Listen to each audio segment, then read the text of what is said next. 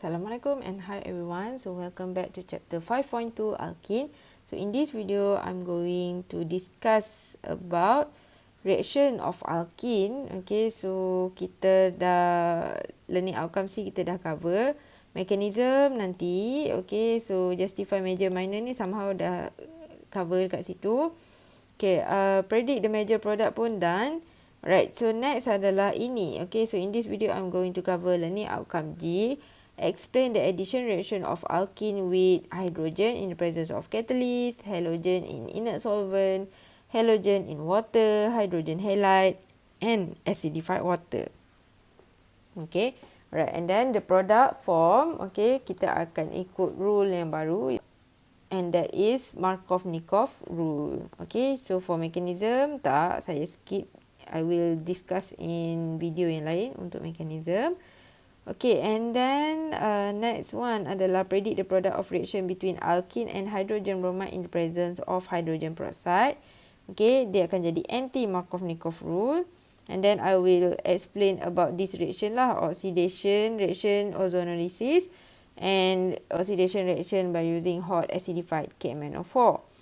Okay, so for these two nanti dalam video yang lain lah. Alright, so jom kita start. Okay, so reaction of alkene, addition reaction. Okay, so specifically memang alkene involve addition reaction. So type of reaction kita adalah electrophilic addition reaction. Okay, so tolong betulkan ejaan ni. Okay, so kenapa dia electrophilic addition reaction? Because carbon-carbon double bond kita dah hafal dalam chapter 4. Okay, carbon-carbon double bond is a nucleophilic site. Okay, and then I already discuss with you, kalau reaction tu berlaku dekat nucleophilic site, dia akan jadi opposite. Okay, so maksudnya dia akan jadi electrophilic addition reaction. Okay, alright, so addition reaction to double bond have these three characteristics. The first one, the pi bond of the double bond is broken. Yes. Okay, so for addition dekat carbon-carbon double bond, pi, kan carbon-carbon double bond ada satu sigma, satu pi. So pi bond tu yang akan putus and new single bond is formed. Okay, dan berapa banyak single form terhasil? Dua lah. Sebab ini dah padam, so dia akan hasilkan dua bond yang baru. Okay, and then only one product is obtained. Kita akan dapat satu produk je at the end. Okay, this one tidak termasuk side product lah maksud dia. Okay, so next one adalah the product obtained is a saturated organic compound. Yes, produk yang terhasil tu saturated mean single bond lah semua terhasil tu. Sebab addition reaction kan from double bond to single bond. Right, so the first reaction yang I'm going to discuss adalah hydrogenation. Okay, hydrogenation ataupun daripada learning outcome tadi dia kata addition of hydrogen in the presence of catalyst kan. So inilah.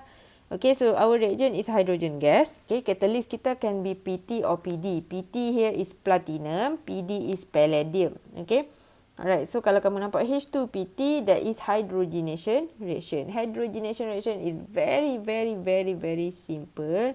Okay, so what happen adalah this hydrogen akan add dekat sini lah, dekat carbon-carbon double bond tu.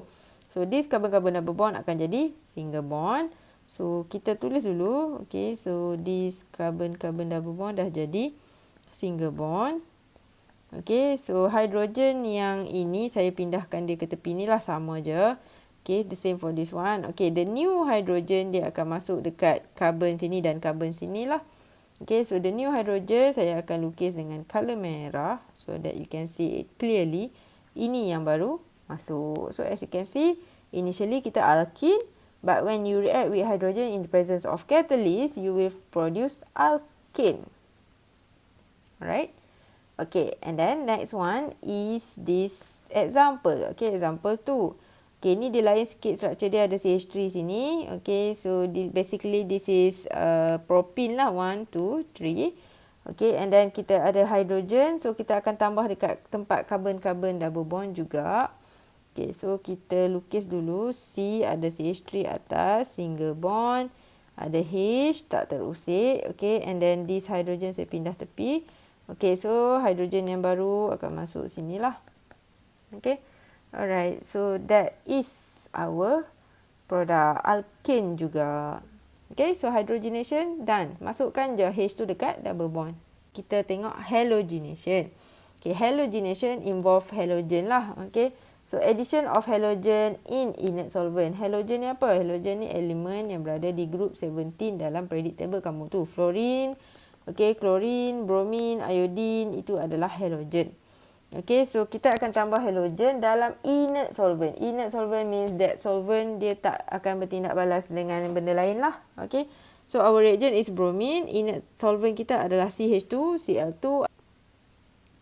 Okay, alright, so sini sama juga. Halogenation we will add dua-dua Br masuk ke bond tu. Okay, so produk kita should be like this. Okay, H2 saya pindahkan. Right, so now the double bond break and then dia akan masukkan Br dua-dua. Okay, so this is our product. Simple. Okay, the same for this one. Masukkan Br je dua-dua dekat carbon-carbon double bond.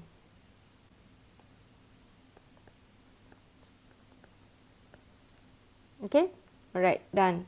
Okay, so next adalah observation kita. Okay, so this one saya include observation because halogenation ni, addition of halogen in inert solvent can be used as chemical test. Okay, nanti hujung nanti kita akan belajar chemical test.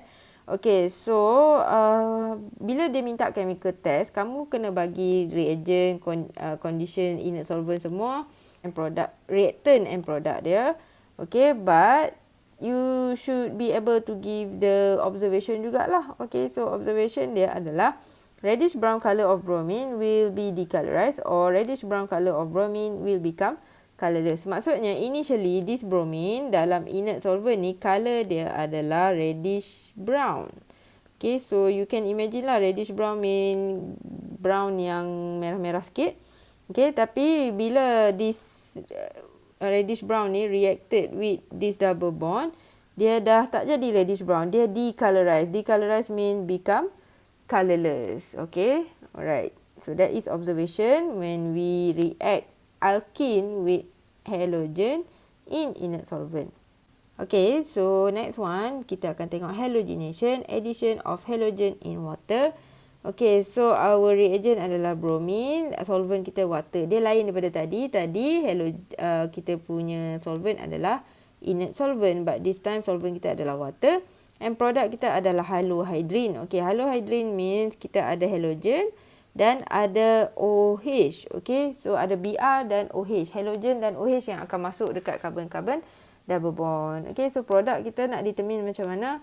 Okay, halogen attached to carbon with greater number of hydrogen. Dia akan masuk ke kawasan carbon, ke carbon-carbon double bond yang ada banyak hydrogen.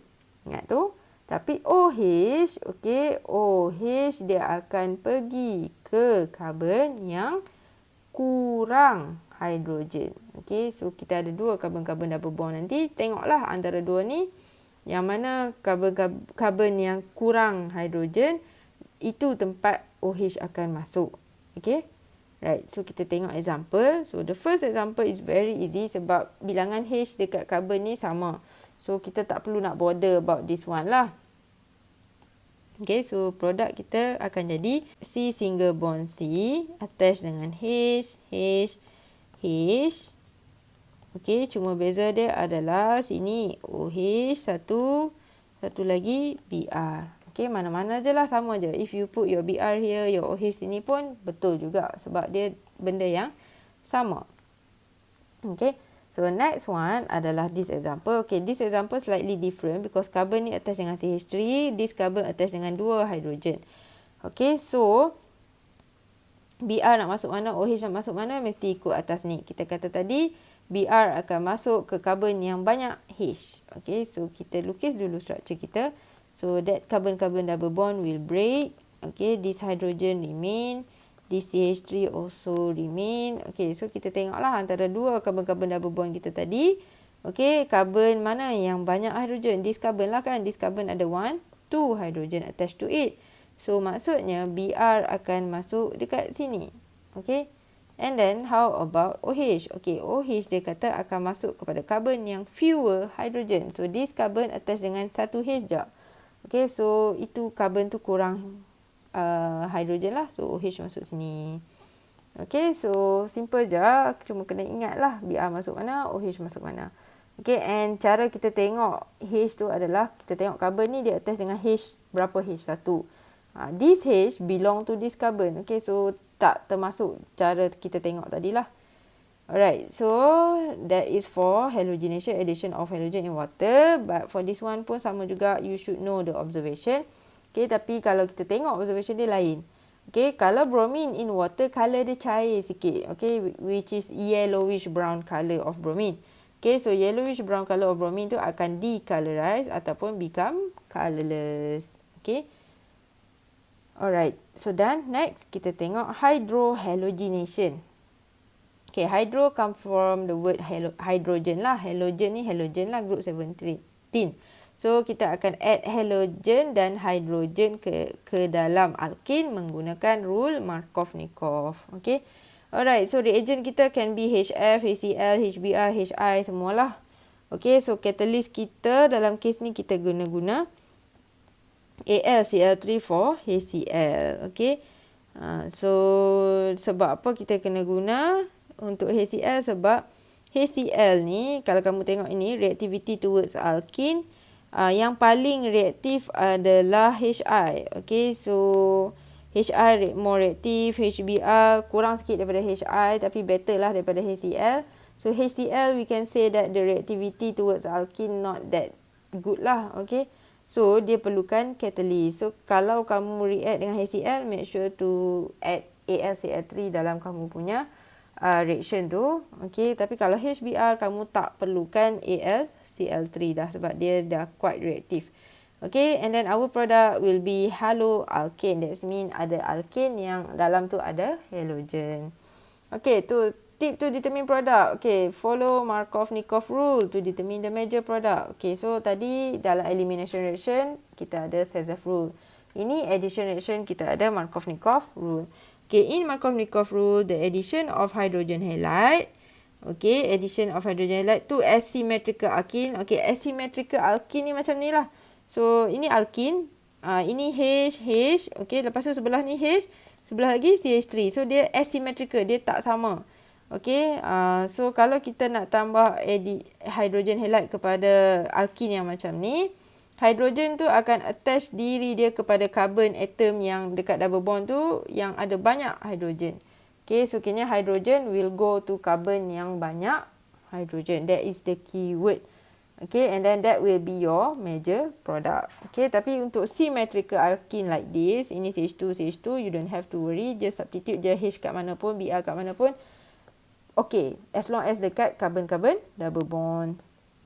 Okay, so for example, now saya draw CH2 ni. Okay, so double bond dia dah break because Br dan H akan masuk. So let's say saya substitute H dan Br. Tak kisah mana-mana. If you want to put your Br here, H sini pun sama sahaja. Okay. Alright. So next kita tengok yang ini. Okay. Ini kita buka dia punya double bond dulu. Okay. So H. Over here H. CH3. And then H. Okay. So now our HCl akan masuk. Tapi kena ikut rule tadilah. Hydrogen akan pergi ke carbon yang banyak hydrogen. Okay. So, this carbon-carbon double bond, carbon ni specifically ada 1, 2 hydrogen. This carbon ada 1 hydrogen only. So, maksudnya this hydrogen here will go to this carbon lah. Okay, so hydrogen akan masuk sini. Br another 1 lah. So, ini adalah dia punya major product. Okay. Alright, so kalau kamu tengok ini reagent dia ada beza. Kalau HBr tak perlukan Lewis acid catalyst. Tapi kalau untuk HCl, you will need acid catalyst. Okay, Lewis acid catalyst. Alright, so next reaction adalah hydrohalogenation juga. Tapi kali ni addition of hydrogen halide.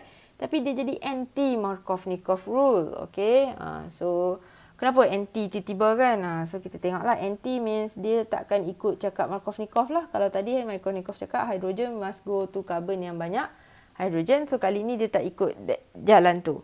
Okay, so kita tengok macam mana. So reagent kita in this case adalah HBr in the presence of peroxide. Okay, kalau nak dapatkan anti Markov-Nikov, your reaction tu mesti ada peroxide ni lah. Okay, so this peroxide, sometimes dia tulis peroxide, sometimes dia letak ROR. Okay, R ni adalah alkyl group lah. Okay, so itu adalah peroxide ataupun kadang-kadang dia tulis H2O2. This is hydrogen peroxide. Okay, and then CH3OO, CH3 ni sama lah macam ROR ni. Cuma saya substitute R with CH3. Okay, so basically ini semua adalah peroxide. Okay, so kalau ada HBr, ada peroxide, that mean anti-Markovnikov lah tu. So produk kita akan jadi haloalkin. Okay, cuma nak determine produk dia, dia anti-Markovnikov. So dia tak akan ikut cakap Markovnikov. Dia terbalik. Okay, so hydrogen akan attach to carbon yang kurang number of hydrogen. Terbalik daripada Markovnikov. Okay, so next kita tengok this one. So ini symmetrical alkene, so we don't have to worry. Just salin balik je. Okay, and then kita tambahlah H dan Br. Okay, so H here, Br sini pun boleh, mana-mana. Okay, but for this one, okay, kita ada carbon yang ada banyak H dan kita ada carbon yang satu H je. Okay, so H akan go to carbon yang less number of hydrogen, which is this carbon here. Okay, so our product should looks like this. Okay, and then H kita yang baru masuk sini.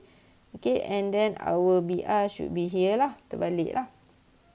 Okay, so this is our major product. Okay, done. And then last addition reaction yang kita nak belajar adalah hydration. Okay, kalau tadi dehydration buang air, hydration ni tambah air lah.